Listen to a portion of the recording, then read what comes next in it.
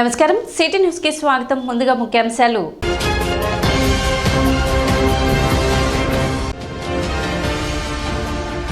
ప్రభుత్వం ఏర్పాటు చేసిన రైతు సేవా కేంద్రాలలో మాత్రమే ధాన్యం అమ్ముకునే విధంగా రైతులు ఆలోచన చేయాలి.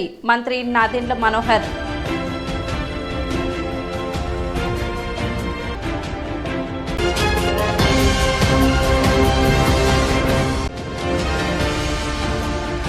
మున్సిపల్ కూరగాయల మార్కెట్ను సందర్శించి వ్యాపారుల సమస్యలను అడిగి తెలుసుకున్న మున్సిపల్ కమిషనర్ బండి శేషన్న.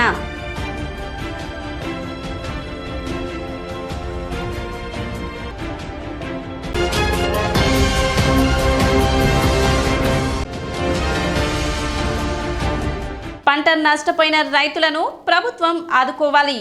ఆంధ్రప్రదేశ్ రైతు సంఘం జిల్లా ఉపాధ్యక్షులు ములకా శివసాంబిరెడ్డి డిమాండ్.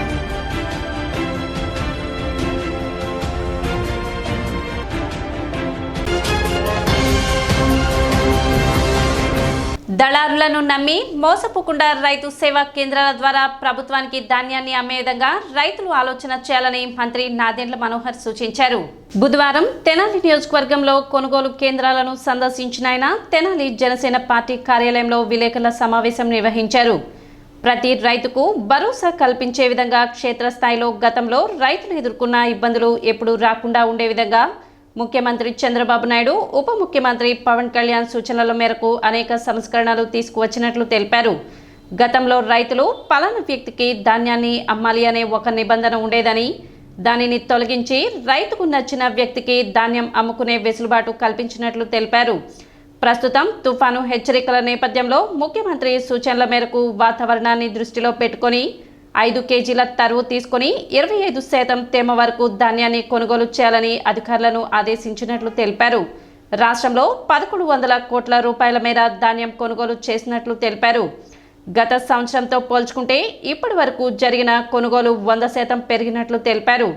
ధాన్యం కొనుగోలు చేసిన 24 గంటలలోపే రైతుల ఖాతాలో నగదు జమ చేయడం జరుగుతుందని వెల్లడించారు. రవాణా విషయంలో లారీలు, ట్రాక్టర్లు, గోతాలకు సంబంధించి ఎక్కడా ఎటువంటి పొరపాటు లేకుండా అధికారులు, రైస్ మిల్లర్లు బాధ్యత తీసుకోవాలని కోరారు. రైతు సేవా కేంద్రాల ద్వారా ప్రభుత్వానికి ధాన్యం అమ్మే విధంగా రైతులు ఆలోచన చేయాలని తెలిపారు.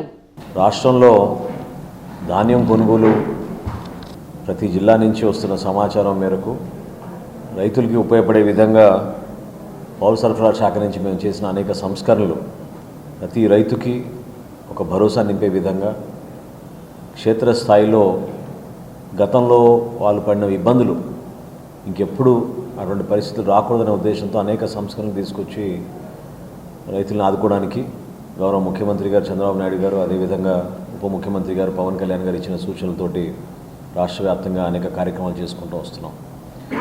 అందులో ప్రధానంగా గతంలో రైతులు ఫలానా మిల్కే వెళ్ళి అమ్మాలి అనే ఒక కండిషన్ ఉండేది.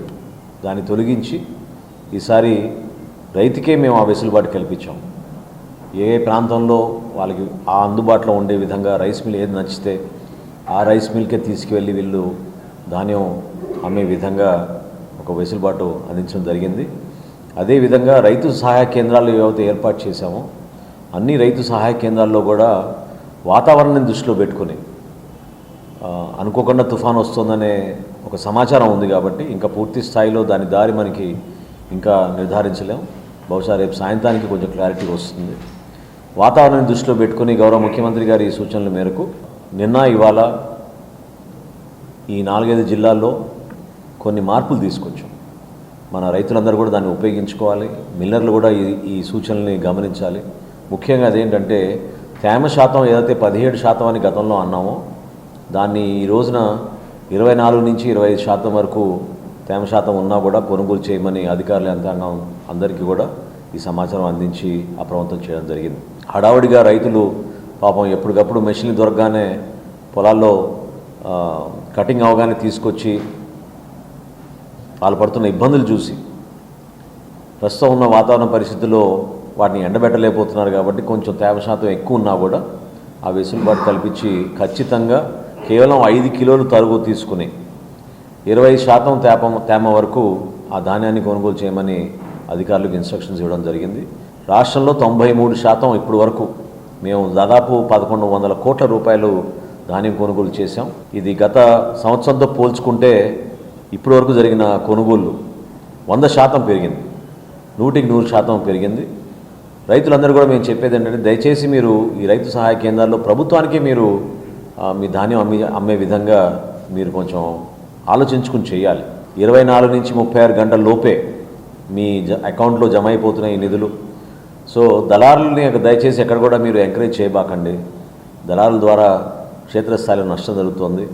రైస్ మిల్లర్లు కూడా మేము ఏం చెప్పామంటే, లారీలు, ట్రాక్టర్లు, అదేవిధంగా గోతాలు, వీటి విషయంలో ఎక్కడ కూడా పొరపాటు లేకుండా స్థానికంగా ఉన్న తహసీల్దారులు, జాయింట్ కలెక్టర్లు వీళ్ళందరూ కూడా బాధ్యత తీసుకుని ఎట్టి పరిస్థితుల్లో ధాన్యం కొనుగోలు ఎల్లుండి కల్లా పూర్తయ్యే విధంగా ఒక వెసులుబాటు కల్పించాం. జీపీఎస్ లేకుండా కూడా ట్రాక్టర్ కానివ్వండి, లారీ కానివ్వండి, మన ప్రాంతాల్లో ఈ 5 జిల్లాల్లో, కోస్తా జిల్లాల్లో ఎక్కడైనా సరే మీరు ఇమీడియట్గా అక్కడ ఉన్న రవాణా ఇబ్బందులు ఉన్నాయి కాబట్టి ఎక్కడైతే మీకు సరుకు ఉందో రోడ్లపైన మీరు ఆరేసుకున్నారో ఇమీడియట్గా రవాణా చేసే విధంగా వ్యవసాయ శాఖ అధికారులకు, రెవెన్యూ అధికారులకు, అదేవిధంగా పౌర సరఫరాల అధికారులకు నిన్న ఇవాళ మేము ఆ విధంగా ఈ నిబంధనలను తొలగించి వాళ్ళకి అందించడం జరిగింది. ట్రాన్స్పోర్ట్ విషయంలో కానివ్వండి, హమాలీల విషయంలో కానివ్వండి, గోతాల విషయంలో కానీ ఎక్కడ కూడా రైతు పైన భారం పడకుండా ప్రభుత్వమే వీటికి ఛార్జీలన్నీ కూడా మేమే చెల్లించే విధంగా ఆ నిర్ణయం తీసుకున్నాం. రాష్ట్రంలో ఈ సంవత్సరం మేము దాదాపు 35 లక్షల మెట్రిక్ టన్నులు ధాన్యం కొనుగోలు చేసే విధంగా అన్ని విధాలుగా సిద్ధంగా ఉన్నాం. మేము వాట్సాప్ నంబరు కేవలం హాయ్ అని రైతు దాంట్లో ఒక మెసేజ్ పెడితే ఆ రైతుకి ఆటోమేటిక్గా మెషిన్ ద్వారానే వాళ్ళకి స్టెప్ బై స్టెప్ ఏ మిల్లుకి అమ్మాలి, ఎంత ధాన్యం అమ్మాలి, ఇవి వివరాలన్నీ ఇమీడియట్గా రైతుకి అందించే విధంగా వాట్సాప్లో ఒక మంచి సౌకర్యం ఏర్పాటు చేశాం. తెనాలి మండలం సోమసుందరపాలెం గ్రామంలో రైతు మధుసూదన్ రావుకు చెందిన పొలంలో వేసిన బీపీటీ 3082 రకం పంటను బుధవారం బాపట్ల వరి పరిశోధన కేంద్రం శాస్త్రవేత్త డాక్టర్ వి కృష్ణవేణి, వ్యవసాయ శాఖ జిల్లా అధికారి నున్న వెంకటేశ్వర్లు పరిశీలించారు. ఈ సందర్భంగా డాక్టర్ కృష్ణవేణి మాట్లాడుతూ బీపీటీ 3082 రకం నూతనంగా అందుబాటులోకి వచ్చిందని తెలిపారు. రైతు మధుసూదన్ రావు పొలంలో ఈ సంవత్సరం సాగు చేసి మంచి లాభాలు పొందుతున్నారని పేర్కొన్నారు. బీపీటీ 3082 రకం రైతాంగానికి లాభం చేకూర్చేలా ఉందని పేర్కొన్నారు. రైతు సోదరులు బీపీటీ 3082 పట్ల అవగాహన పెంపొందించుకోవాలని సూచించారు. మా బాపట్ల వ్యవసాయ పరిశోధన స్థానం నుంచి మేము నూతనంగా డెవలప్ చేసినటువంటి బీపీటీ 3082 అనేటటువంటి రకాన్ని మినికిట్ స్టేజ్లో మనం రైతుల పొలాల్లో ఈ రాష్ట్రం అంతా కూడా ఇవ్వటం జరిగింది. ఈ రాష్ట్రం అంతా కూడా మనం చేసినప్పుడు 3082ని మనం పరిశోధనలో రైతుల పొలాల్లో మనం చేసినప్పుడు సిరిచంచులలో మనకి ఫస్ట్ 2 సంవత్సరాలు కలిపి యావరేజ్ మీద మనకి 10 నుంచి 12% ఎక్కువ దిగుబడి సాధించడం జరిగింది. ఇది బీపీటీ 5204తో పోల్చినప్పుడు ఇది దాదాపుగా మనకి ఏంటంటే 135 రోజుల్లో మనకి కోతకు వస్తుంది ఖరీఫ్ సీజన్లో. ఇది మామూలుగా మనకి ఏంటంటే దిగుబడి కూడా మనకి 5204 మీద 10% ఎక్కువగా వస్తుంది. దీనికి దోమ మరియు అగ్గి తెగులు తట్టుకునేటటువంటి శక్తి ఉంది. మధ్యస్థ సన్నగింజ రకం, తర్వాత కుకింగ్ క్వాలిటీ కూడా దీనికి బాగుంది. హెడ్ రైస్ రికవరీ అంటే మన బియ్యం దిగుబడి కూడా ఇది 60% కన్నా ఎక్కువగా మనకి గమనించడం జరిగింది. కాబట్టి ఈ లక్షణాలన్నీ ఉండటం వల్ల మనకి రైతుల్లో కూడా ఈ యొక్క వెరైటీ ఆదరణ పొందుతుంది. మనకి లాస్ట్ 2 సంవత్సరాల్లో కూడా ఈ సంవత్సరం ఇప్పుడు మనం 3వ సంవత్సరంగా దీన్ని చిరుసంచుల దశలో రైతుల పొలాల్లో పరీక్షించడం జరిగింది. కంచర్లపాలెం గ్రామంలో మనకి రైతు మధుసూదన్ గారు మాకు ఈ సంవత్సరం వ్యవసాయ పరిశోధన స్థానం నుంచి ఒక 10 కేజీల విత్తనం తీసుకోవడం జరిగింది. ఈ విత్తనాన్ని కంచర్లపాలెం గ్రామంలో రైతు పొలంలో వేసినప్పుడు దీని యొక్క పెర్ఫార్మెన్స్ చాలా బాగుంది. జిల్లా వ్యవసాయ శాఖ అధికారి నున్న వెంకటేశ్వర్లు మాట్లాడుతూ రైతు సేవా కేంద్రాల ద్వారా ధాన్యం కొనుగోలు కేంద్రాన్ని ప్రభుత్వం ఏర్పాటు చేయడం జరిగిందని, రైతు సోదరులు ఈ అవకాశాన్ని సద్వినియోగం చేసుకోవాలని పేర్కొన్నారు. కార్యక్రమంలో మండల వ్యవసాయ అధికారి ప్రేమ్ సాగర్, ఏఈఓ మోహన్, విఏఏ సంసోనమ్మ, పలువురు రైతులు పాల్గొన్నారు.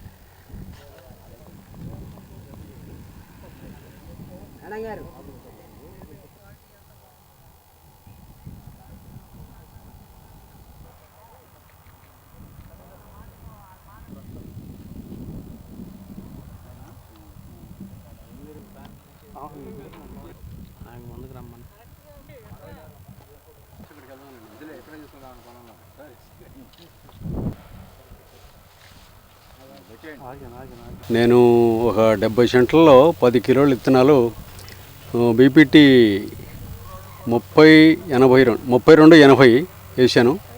నేను సోయింగ్ డేట్ ఏమో జూలై 26, ఇప్పటికి 122 రోజులు అయింది. అయితే నేను ఈ తెగుళ్ళు పురుగులు ఏమీ లేవు, నేను చేసేది ఆర్గానిక్ వ్యవసాయం కాబట్టి అసలు కూడా వెరైటీలో టాలరెన్స్ ఉంది. నేను ఇన్ని వెరైటీలు వేసా కానీ ఇంత బాగా ఇది లేదు, ఇది బ్రహ్మాండంగా ఉంది. నాకు ఇది నచ్చింది. నెక్స్ట్ రబీలో కూడా వేయడానికి సిద్ధంగా ఉన్నా. సోమసుందరపాలెం తెనాలి మండలంలో మధుసూదన్ రావు గారు సాగు చేసినటువంటి బీపీటీ 3082 అనేటువంటి వరి రకాన్ని పరిశీలించడానికి శాస్త్రవేత్తలతో కలిసి ఇక్కడ రావడం జరిగింది. ఈ వెరైటీ మరి ఇక్కడ ఉన్నటువంటి గ్రౌండ్ రియాలిటీ చూసినట్లయితే చాలా బాగా ఉన్న పరిస్థితి కనపడుతుంది.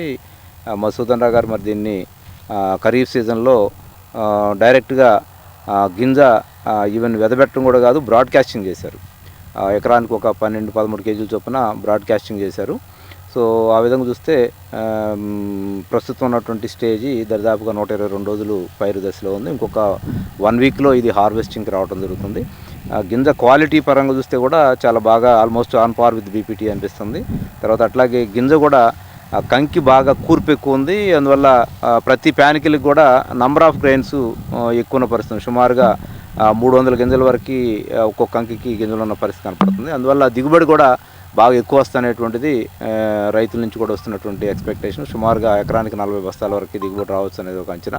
పంటకు వచ్చే కొద్దీ కంకులు ఇచ్చుకునేటువంటి పరిస్థితి, కింద దుబ్బుకున్నటువంటి పిలకలు పక్కకి ఇచ్చుకునే లక్షణం ఉండటం వల్ల దోమపోటు ఆశించకుండా ఉండటానికి దీనికి ఉన్నటువంటి మార్ఫలాజికల్ క్యారెక్టర్లో అది ఒక ముఖ్యమైనటువంటిది. పడిపోవటం కూడా తక్కువ, అవకాశం తక్కువ. ఎందుకంటే ఇచ్చుకున్నప్పుడు దుబ్బు ఒక్క పిలక ఇంకో పిలక తనుడు ఉంటుంది కాబట్టి ఒకవేళ గాలికి కూడా బీపీటీ ఆఫరెన్స్ ఉన్న వాళ్ళకైతే ఈజీగా పడిపోతుంది. కానీ ఇది పడకుండా ఉండేటువంటి లక్షణం కనపడతా ఉంది ప్రస్తుతానికి ఉన్న పరిస్థితి.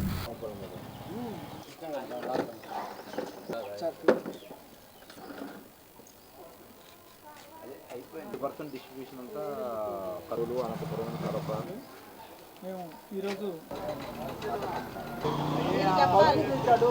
తగ్గించుకొని దీని కనుక వినియోగించుకున్నట్టయితే ఇటు క్రాప్ ఇన్సూరెన్స్ పథకం 3082 అనే రకం సాగు చేశారు బీపీటీ. దా రకాన్ని మినికిట్ రైల్స్లో ఉంది. దాన్ని చూడడానికి బాపట్ల నుంచి రైతు పరిశోధనా కేంద్రం నుంచి కృష్ణవేణి మేడం గారు వచ్చారు, శాస్త్రవేత్త గారు. తర్వాత మన జిల్లా వ్యవసాయాధికారి శ్రీ మన్నా వెంకటేశ్వర్లు గారు కూడా వచ్చారు. అక్కడ ఫీల్డ్ క్షేత్ర ప్రదర్శన చూసి ఇక్కడ కొంచెంసేపు రైతులతో గ్రామ సభలాగా చేయాలని వచ్చాము. తర్వాత మేము రెగ్యులర్ యాక్టివిటీగా పొలం పిలుస్తుందనే కార్యక్రమం కూడా జరుగుతున్నాం. ఆ కార్యక్రమం కూడా ఇందులో భాగంగా జరుగుతుంది.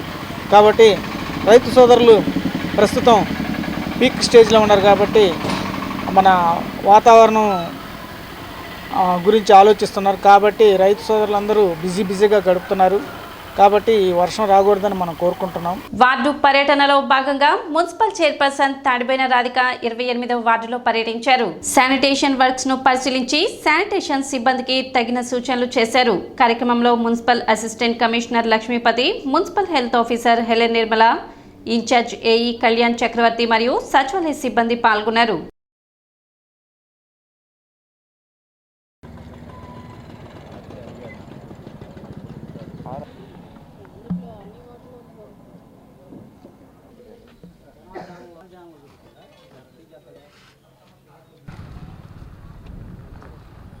ఇరవై 28వ వార్డుకి శానిటేషన్లో బాగా రావడం జరిగింది.